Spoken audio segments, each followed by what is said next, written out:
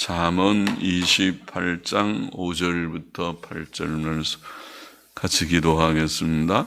하나님 아버지 감사합니다. 오늘 새벽도 하나님의 은혜로 저희들의 피곤한 육신에 또 단잠을 깨우시고 새벽 예배에 나와 참여할 수 있는 힘을 주시고 또 혹은 가정에서 깨어 함께 참여할 수 있는 길과 은혜를 주신 것을 감사드립니다. 하나님께서 저희의 중심을 받아주시고 또 모두들에게 은혜 주시고 이곳과 각 가정에 은혜를 주시고 하나님의 말씀을 주셔서 조금 묵상케 하시고 오늘도 하나님의 은혜로 사는 하루가 되게 도와주시기를 소원합니다.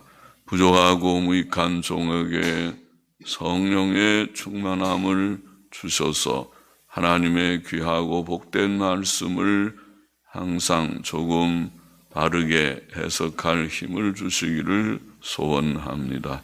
감사하며 예수님의 이름으로 기도합나이다. 아멘.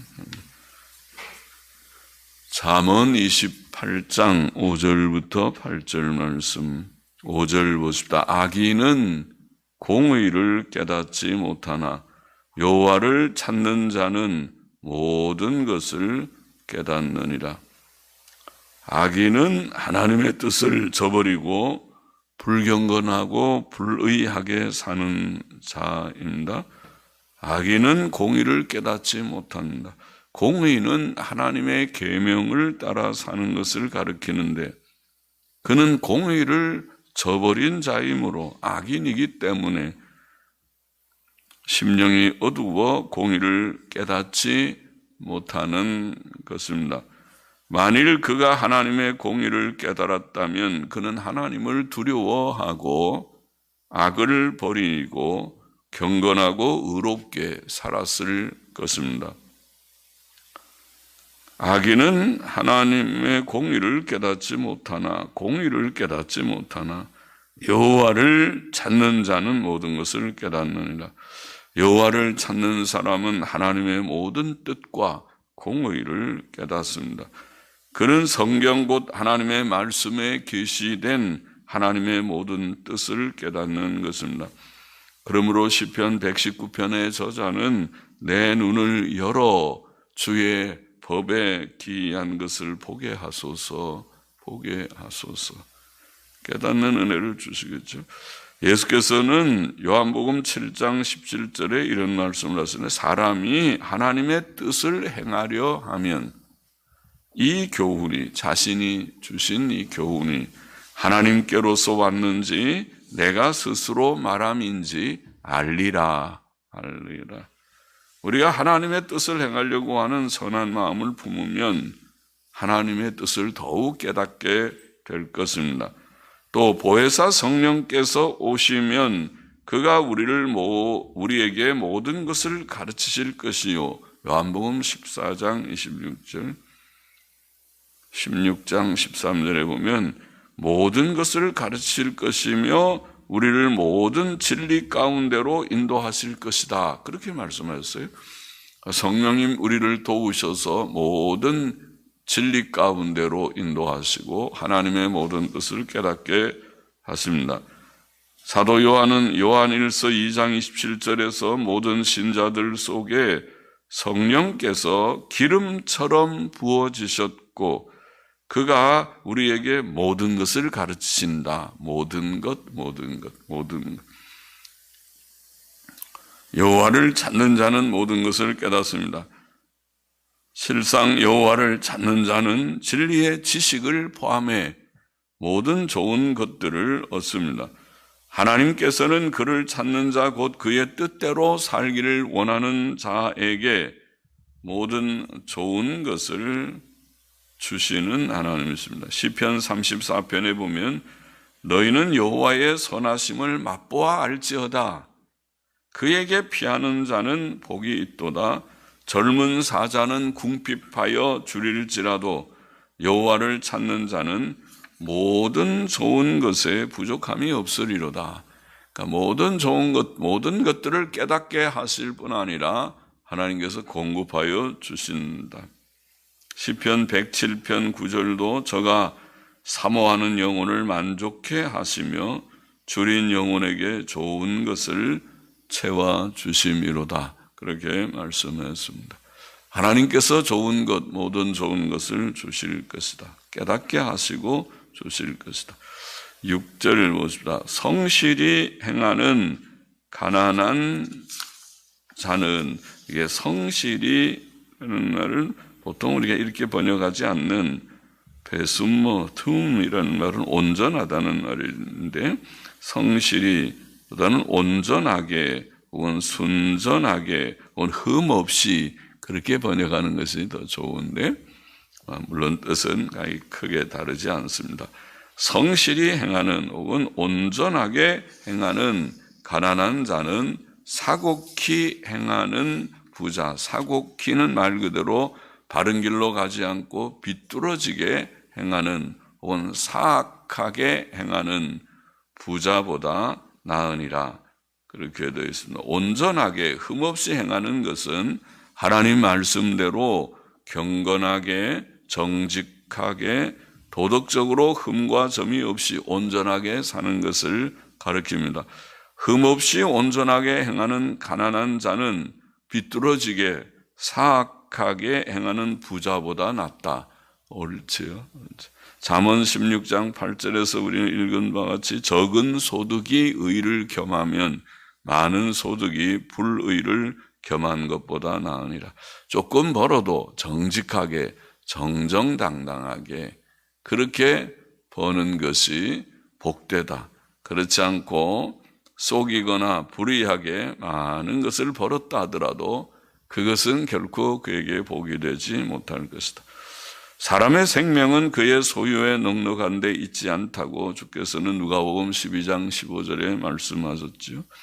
값비싼 옷을 입고 날마다 호화로이 즐기며 살았던 부자는 거지 나사로보다 못한 자이었다고 누가복음 16장에 주께서는 부자와 나사로의 이야기에서 말씀하셨습니다. 그 부자는 죽은 후에 지옥에 들어갔기 때문입니다. 부자들은 가난한 자들을 멸시하고 압제하였지만 야고보서 2장 5절 이하에 보면은 하나님께서는 세상에서 가난한 자들을 택하여 믿음에 부요하게 하셨다. 믿음에 부요하게 하셨다.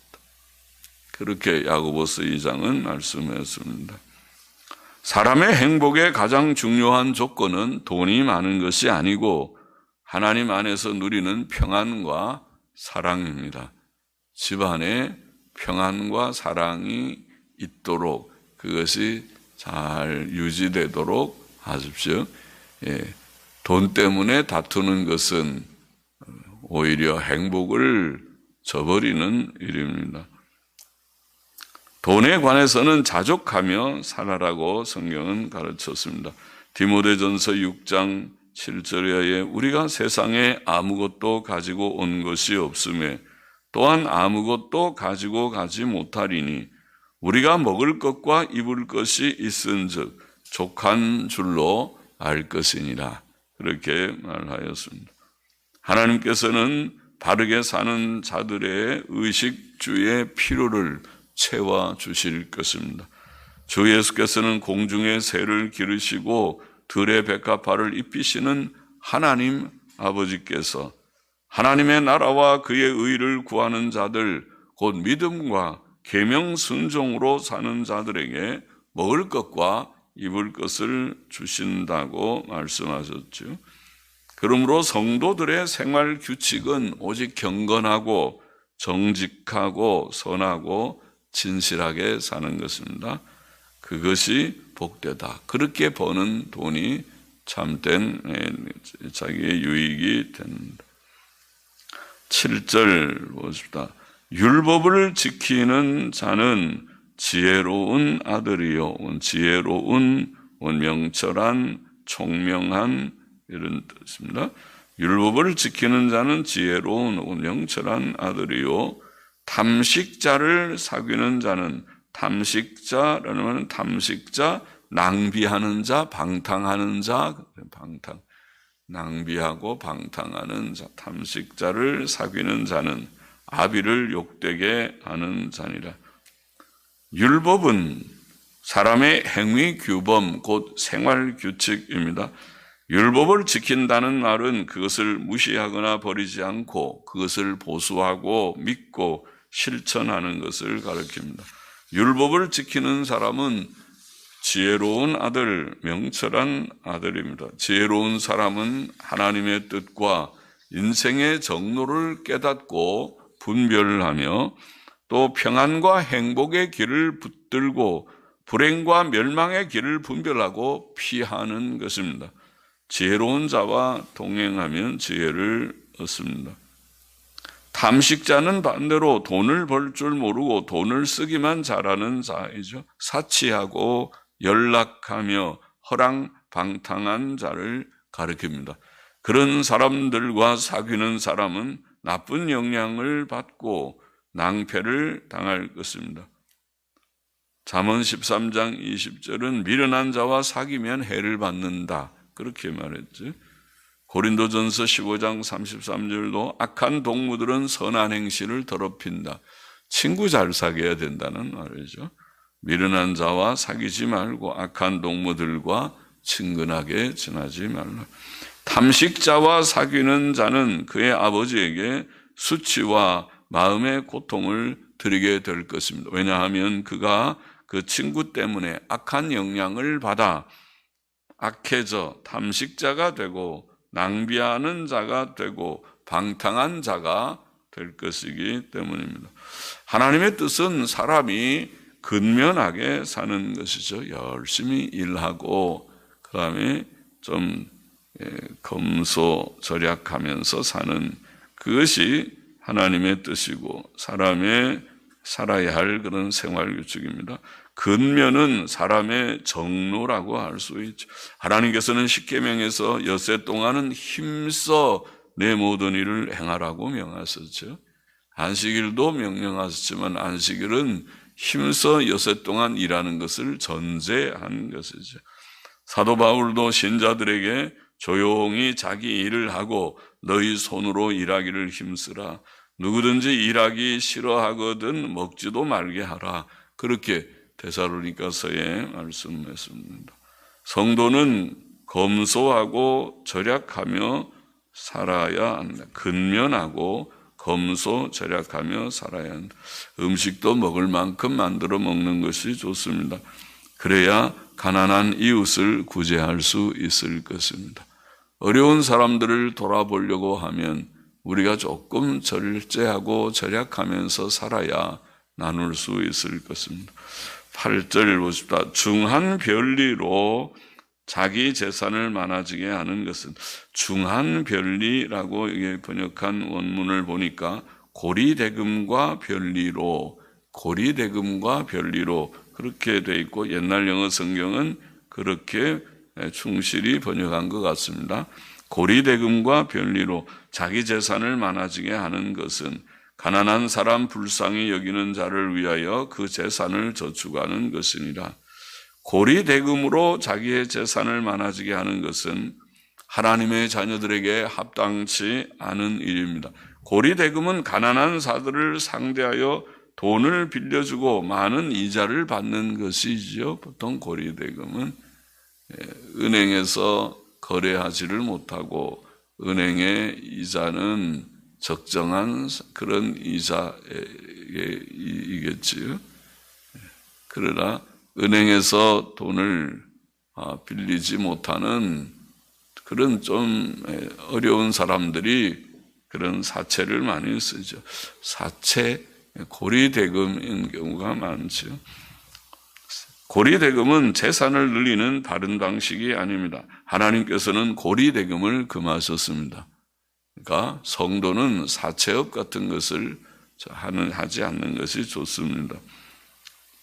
레위기 25장 36절 37절에 보면 너는 그에게 이식을 취하지 말라. 이게 이식이라고 번역한 말을 옛날 영어 성경은 고리대금, 네셰크라고 하는 말은 고리대금이라는 뜻을 가진 단어입니다. 너는 그에게 이식을 위하여 돈을 구이지 말라. 거기에 이식도 고리대금. 너는 고리대금을 취하지 말라. 또 그에게 고리대금을 위하여 돈을 빌려주지 말라. 고리대금 하지 말라. 성경이 그렇게 말씀하고 있는 줄 압니다.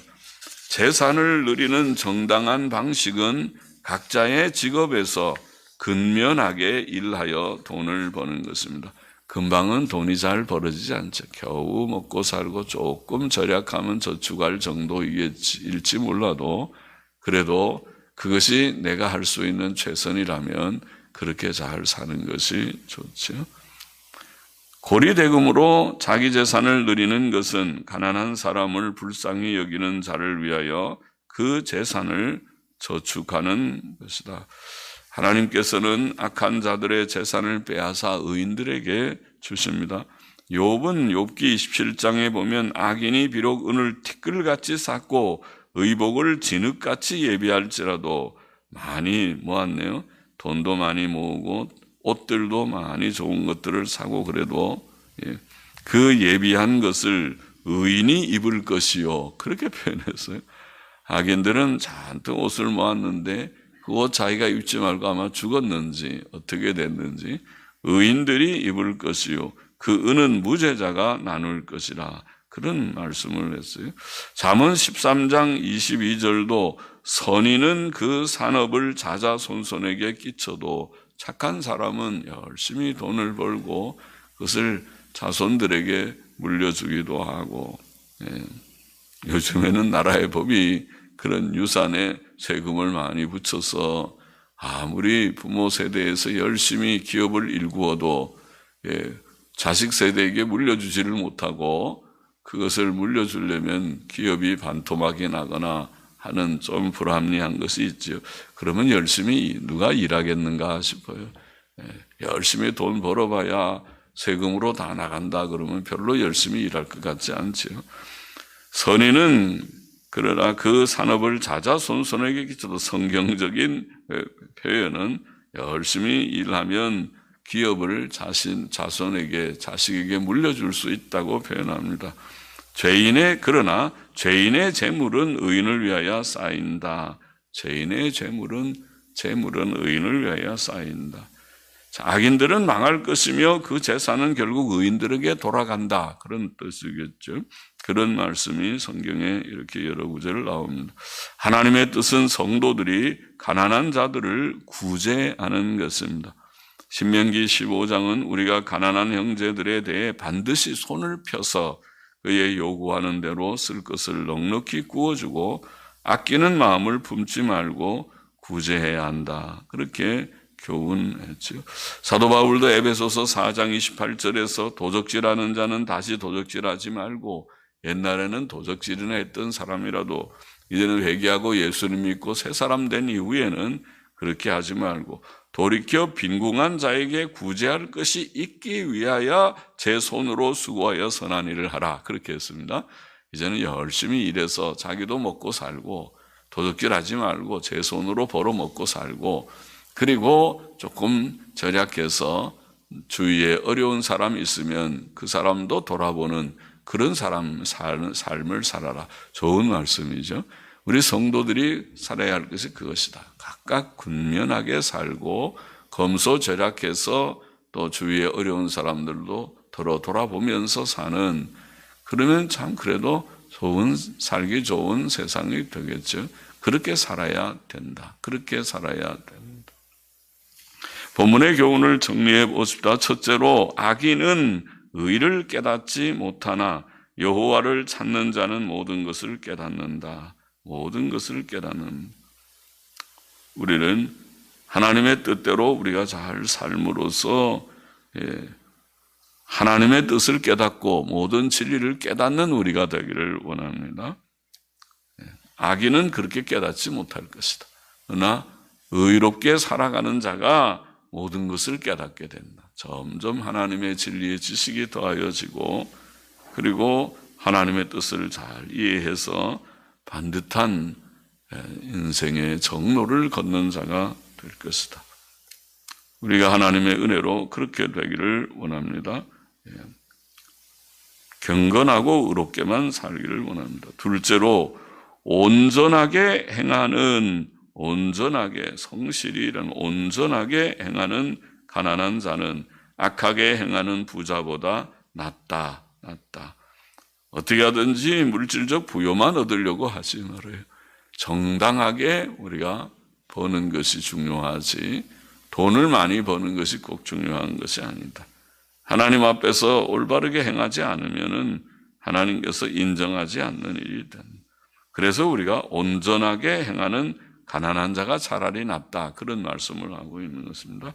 내가 경건하게 살고 정직하고 선하고 온전하게 흠과 점이 없이 사는 것이 중요하지, 그렇게 해서 물질적인 여유를 주시면 하나님이 여유를 주신 것이고, 그렇지 않아서 여유가 없고 그저 겨우 먹고 사는 그런 삶을 산다 하더라도 바르게 살면 그것이 인간답게 사는 것이지, 불법하게 부자가 되려고 생각하지 말아야 된다.